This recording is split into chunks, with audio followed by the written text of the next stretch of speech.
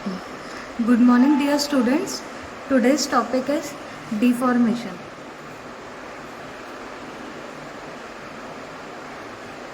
अभी तक हमने क्या देखा था? अभी तक हमने देखा था स्ट्रेसेस देखा था, स्ट्रेन देखा था, टाइप्स ऑफ फोर्सेस देखा हमने. ठीक है, अब इसके बाद क्या हम देखेंगे? डिफॉर्मेशन देखेंगे. तो हमने ये देखा था कि समझो एक ब्लॉक है, ठीक है. एक ब्लॉक को हमने क्या किया? जब एक्सियल पुल लगाया, एक्सियल पुल यानी क्या होगा? Tensile force. पुल यानी टेंसाइल. कोई भी जब ब्लॉक है, जब हम उसको खींच रहे हैं, ब्लॉक को जब हम खींच रहे हैं तो कहीं ना कहीं क्या होगा? डिफॉर्मेशन आएगा कि नहीं? ब्लॉक को हम खींच रहे हैं तो उसमें स्ट्रेन डेवलप होगा. क्यों? क्योंकि ब्लॉक में चेंजेस आ रहे हैं. ब्लॉक में क्या डेवलप होगा?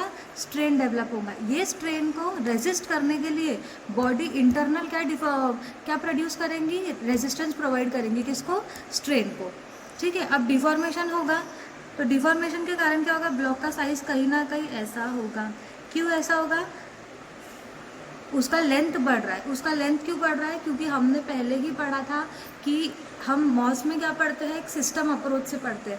सिस्टम अप्रोच का मतलब ही क्या रहता है कि बॉडी के अंदर का जो मैटर है वो क्या रहेगा? सेम रहेगा. वो चेंज नहीं होगा. बाउंड्री कंडीशंस चेंज हो सकती है. स्क्वायर था तो वो रेक्टेंगल हो सकता है, पर उसके अंदर का जो मैटर रहेगा वो सेम रहेगा. ठीक है. Now we know the formula. मतलब कहीं ना कहीं अब देखो डिफॉर्मेशन आ गया, मतलब डेल एल आ गया है. Deformation is nothing but del L. अब आगे के जो न्यूमेरिकल्स हम देखेंगे उसमें हमको क्या निकालना है? डिफॉर्मेशन निकालना है. मतलब कहीं ना कहीं हमको डेल एल निकालना है. अब डेल एल काय में आता है? हमने अभी पढ़ा था कि स्ट्रेस क्या होता है? Stress is nothing but load per unit area. Load मतलब ये फोर्स, टेंसाइल फोर्स जो एक्ट कर रहा है. लोड है या फोर्स है, ये सेम है. तो जो टेंसाइल फोर्स है ये पी, ये कितने एरिया पे एक्ट कर रहा है, कितने एरिया पे एक्ट कर रहा है, उससे हमको क्या मिल जाएगा? स्ट्रेस मिल जाएगा. और इसका यूनिट क्या है?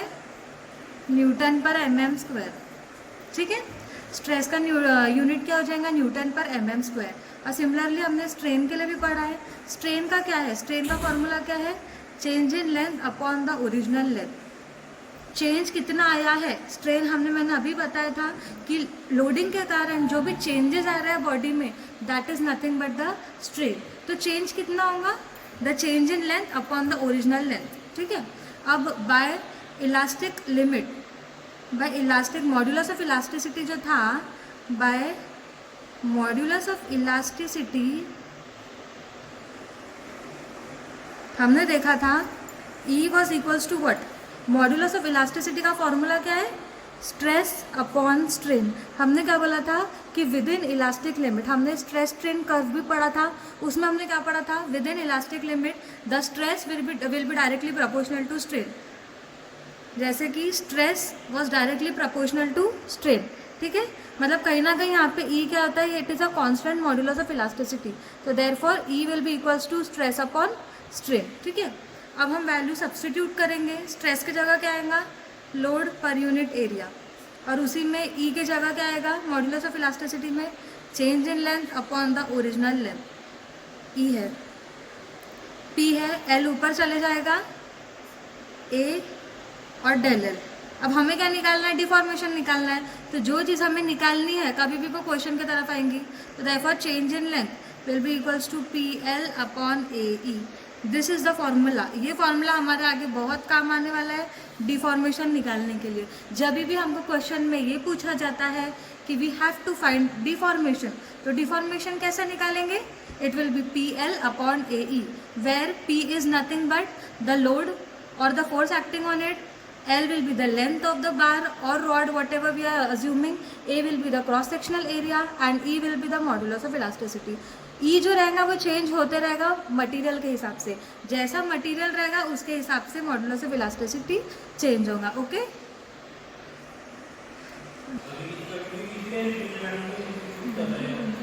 Start with the numerical. A bar of cross-sectional area 200 mm square is axially pulled by a force P kilonewton if the maximum stress induced in the bar is 30 MPa. Determine P. Determine P if elongation of 1.2 mm is observed over a gauge length 3 meter. Determine Young's modulus. Question हमको दिया गया है तो first thing that we will do is what? सबसे पहले तो हम question पढ़ेंगे, एक बार पढ़ेंगे, नहीं समझा तो हम 2 बार पढ़ेंगे। क्यों? क्योंकि उससे हमको ये पता चलेगा कि हमको गिवन डेटा क्या है और उसके हिसाब से हम कौन सा हम लगा सकते हैं इक्वेशन, जिससे हमको हमारा आंसर मिल जाएगा। ठीक है, अब यहाँ पे क्या बोला है, a bar of cross sectional area 200 mm²। एक बार है, ठीक है, बार दिया है, उसका क्रॉस सेक्शनल एरिया कितना दिया गया है, 200 mm² का दिया गया है। मतलब गिवन में कहीं ना कहीं हम ये बोल सकते हैं कि एरिया कितना है, 200 mm²।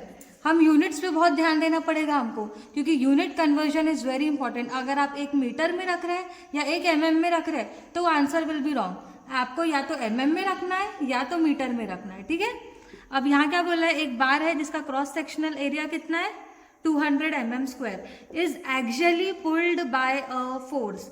एक्चुअली पुल्ड मतलब उसमें खिंचाव आ रहा है।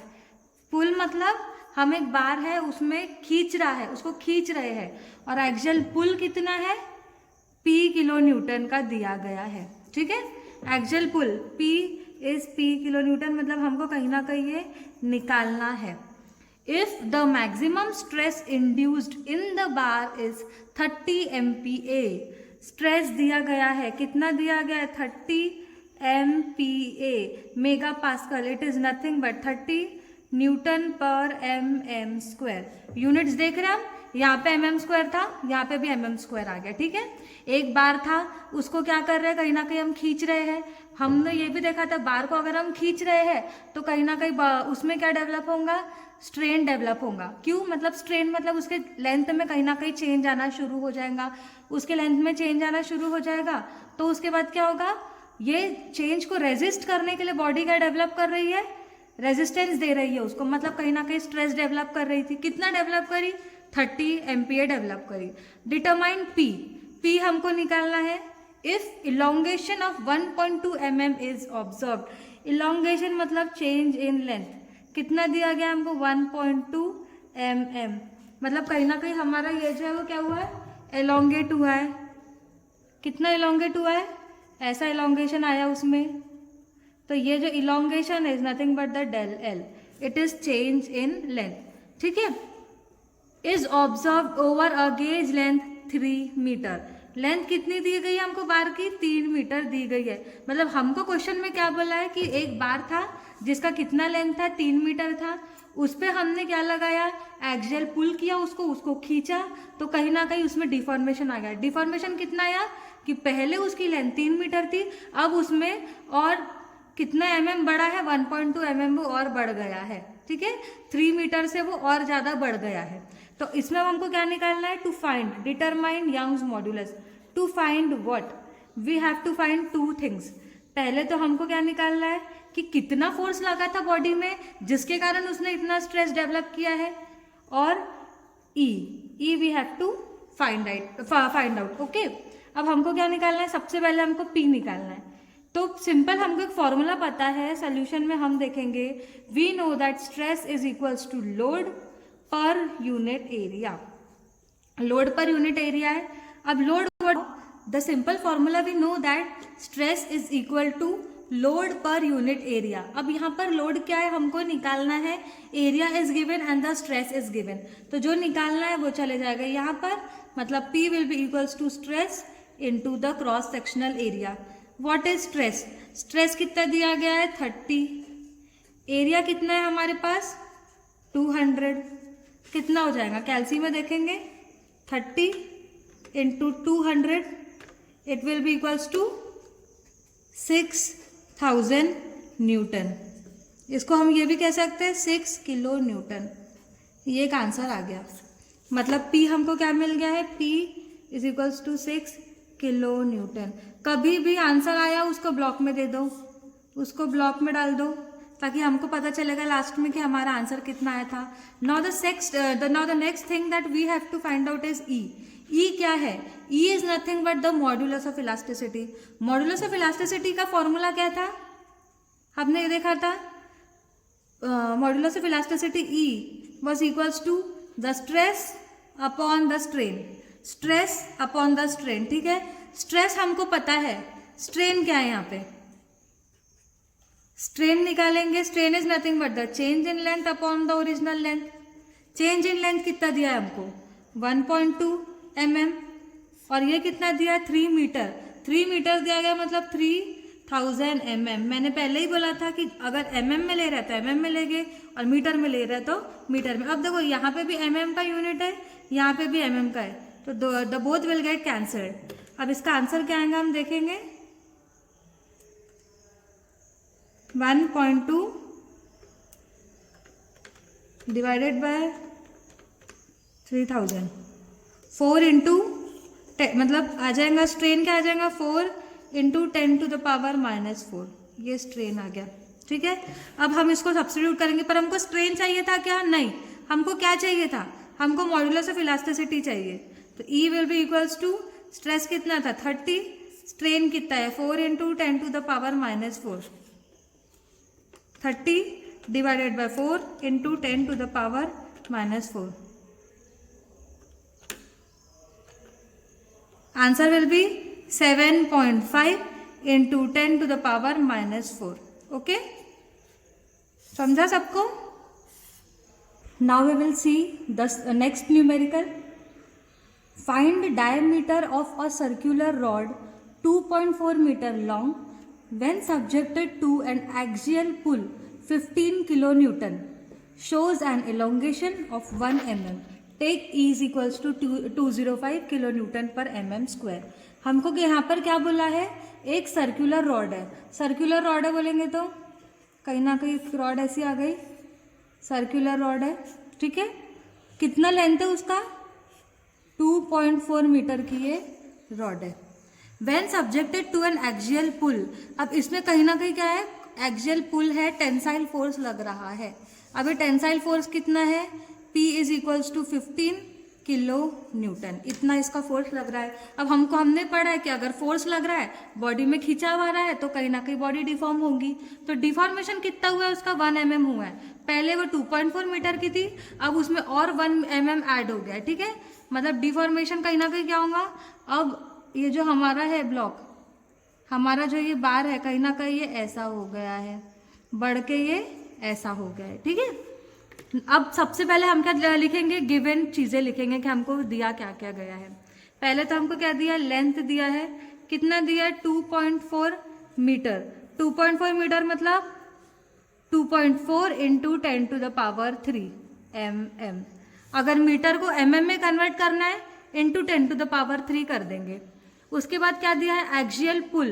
पुल कितना दिया है हमको, जो खिंचाव, जो टेंसाइल फोर्स है, ये कितना है 15 किलो न्यूटन।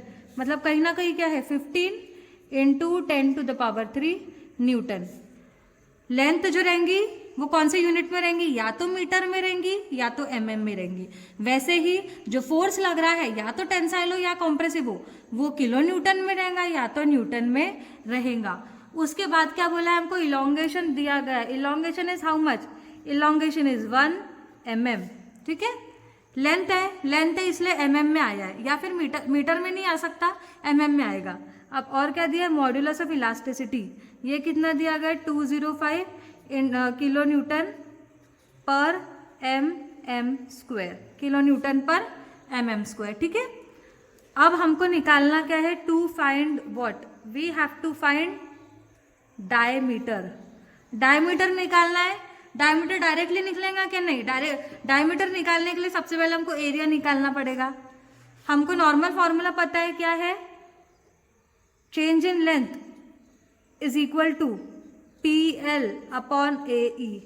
ये हमको एक नॉर्मल फॉर्मूला पता है। डिफॉर्मेशन हुआ है बॉडी में, तो उसका फॉर्मूला क्या है, PL अपॉन AE। यहाँ पे हमको P पता है, क्या पता है, L पता है लेंथ की, वो भी पता है। एरिया हमको निकालना है, E भी दिया गया है, चेंज इन लेंथ भी दिया गया है। A यहाँ पर चला जाएगा तो क्या हो जाएगा, PL upon change in length into E। ठीक है, अब what is P, P is nothing but 15 into 10 to the power 3। Length कितना दिया है हमको, 2.4 into 10 to the power 3 divided by change in length कितना दिया है 1 mm into what is E, 205 into 10 to the power 3। इससे हमको क्या मिल जाएंगी, एरिया मिल जाएंगी। अब हम इसमें सब्स्टिट्यूट करेंगे, into 2.4 into 10⁻³ 1 into 205 into 10⁻³ answer कितना आया 175.609। कभी भी पॉइंट के बाद 3 यूनिट्स लेना, क्योंकि वो नहीं तो चेंज होते हैं। एरिया है तो काय में आएंगी, mm² में आएंगी। हमको पता है एरिया का यूनिट कितना है, mm²। अब हमको क्या एरिया चाहिए था क्या, नहीं, हमको क्या निकालना है, डायमीटर निकालना है। अब डायमीटर क्या है, सर्कल है, सर्कुलर, इसका डायमीटर कितना, अपना एरिया कितना रहेगा, एरिया इज π/4 इंटू d² है। एरिया दिया गया है 175.609 π/4 इंटू d² निकालना है, तो d² कितना हो जाएगा 175.609, 4 ऊपर चला जाएगा, पाई नीचे आ जाएगा। अब इसकी वैल्यू कितनी आएंगी 175.609 into 4 divided by pi, 223, it will be under root में रहेगा। क्यों अंडर रूट में रहेगा, क्योंकि d² है। अब हमको d² नहीं चाहिए, हमको d चाहिए, तो हम डायरेक्टली अंडर रूट में डाल देंगे। 175.609 इंटू 4 डिवाइडेड बाय पाई, कितनी वैल्यू आ रही है 14.95 mm। मतलब डायमीटर कितना रहेगा हमारे बार का, सर्कुलर रॉड का हमारा डायमीटर कितना रहेगा 14.95 mm। Now we will see the next numerical. A wooden tie 8 metre, एक वुडन टाई है जिसका कितना लेंथ है 8 मीटर दिया गया है, 100 mm wide and 140 mm thick. उसका वाइडनेस दिया गया है, उसका थिकनेस दिया गया है। Is subjected to an axial pull of 60 kilo newton. Axial pull उसमें कितना दिया है 60 किलो न्यूटन दिया गया है, and elongation is 3 mm। Calculate the value of young modulus of elasticity for the material. अब सबसे पहले हम क्या करेंगे, डायग्राम बना के देखते हैं। वुडन टाई है, 3D में आपको मैं बताती हूँ ताकि आपको भी समझ में आए।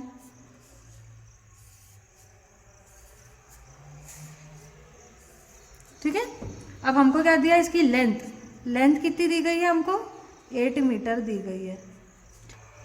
इसकी वाइडनेस कितनी दी गई है हमको 100 mm वाइड दिया गया है, और इसकी जो थिकनेस है, कितना थिक है ये 140 mm हमको दिया गया। ये एक वुडन टाई है। Subjected to an axial pull. Axial pull मतलब एक्सियल पुल उसको लग रहा है, खींच रहा है कोई चीज़ उसको, तो ये एक्सियल पुल कितना दिया गया है 60 किलो न्यूटन हमको दिया गया है। ठीक है, एक्सियल पुल कितना है 60 किलो न्यूटन, दोनों तरफ से उसको खींच रहे हैं। अब उसको खींच रहे हैं तो उसमें इलोंगेशन आएगा। इलोंगेशन कितना आया है 3 mm आया है। हमको क्या निकालना है, मॉड्यूलस ऑफ इलास्टिसिटी निकालना है। Now we will see the given data. Given हमको क्या क्या दिया गया है, लेंथ दी गई है 8 मीटर। 8 मीटर को कन्वर्ट कर दिया हमने mm में, 8 इंटू 10⁻³ mm। वाइड दिया गया, थिकनेस मतलब एरिया दी गई है, मतलब लेंथ इंटू ब्रेथ बोल सकते हैं ना, कितना दिया गया है 100 इंटू 140 mm। एक्सियल पुल दिया गया है, कितना दिया है 60 किलो न्यूटन। अब सब हर चीज़ न्यूटन और mm में है, तो इसको भी हम वैसे हो गया, L हो गया, A हो गया, P हो गया। डिफॉर्मेशन दी गया है del L, change in length, ये कितना दिया हो गया 3 mm दिया है। ठीक है, to find what we have to find, we have to find E modulus of elasticity. ये जो मटेरियल दिया गया है इसका मॉड्यूलस ऑफ इलास्टिसिटी कितना आता है वो हमको निकालना है। फॉर्मूला पता है हमको, डिफॉर्मेशन का change in length, what is change in length PL/AE। PL/AE दिया गया है, E निकालना है हमको, तो क्या हो जाएगा PL/A into del L। We will substitute the value, और सब्सटीट्यूट करने का हमको क्या मिल जाएगा P मिल जाएगा। लोडिंग कितना है 60 into 10⁻³ into L, L is length कितना है 8 इंटू 10⁻³ डिवाइडेड बाय एरिया क्या है 100 इंटू 140 इंटू डेल L कितना दिया है 3। अब हम पूरी वैल्यूज डालेंगे। कैल्सी में कितना होता है 60 into 10 to the power 3 into 8 into 10 to the power 3। इसको ब्रैकेट में डालेंगे, ठीक है, वरना आंसर में डेविएशंस डिफरेंस आ सकता है। इंटू 3 आंसर कितना आया है 1142.57। ई है क्या है न्यूटन पर एम स्क्वायर। सारे यूनिट्स न्यूटन पर एम स्क्वायर में थे, तो ये भी न्यूटन पर एम स्क्वायर में आ गया। ठीक है, थैंक यू। अभी तक जो हमने न्यूमेरिकल्स देखे वो काय में देखा हमने, डिफॉर्मेशन हो रहा है जब सिंगल फोर्स एक्ट कर रहा है। अब नेक्स्ट सेशन में हम क्या देखेंगे, डिफॉर्मेशन किसके कारण, जब बहुत सारे फोर्सेस एक साथ एक्ट कर रहे हैं बॉडी पे, तब उसका जो डिफॉर्मेशन होगा वो कैसा होगा वो हम नेक्स्ट वीडियो में देखेंगे। ओके, अब इसके साथ मैं अभी असाइनमेंट डालूंगी गूगल क्लासरूम में, फोटोज़ इमेज खींचकर डालूंगी क्वेश्चंस की, वो आपको सॉल्व करना है। आंसर आपको कोशिश करना है, भले आए ना आए, फॉर्मूला सिंपल है, आप ट्राई करो। नहीं समझता है तो नेक्स्ट सेशन में जब हम इंटरैक्टिव क्लास लेंगे तब आप मुझसे पूछ सकते हो। ओके, ठीक है, थैंक यू।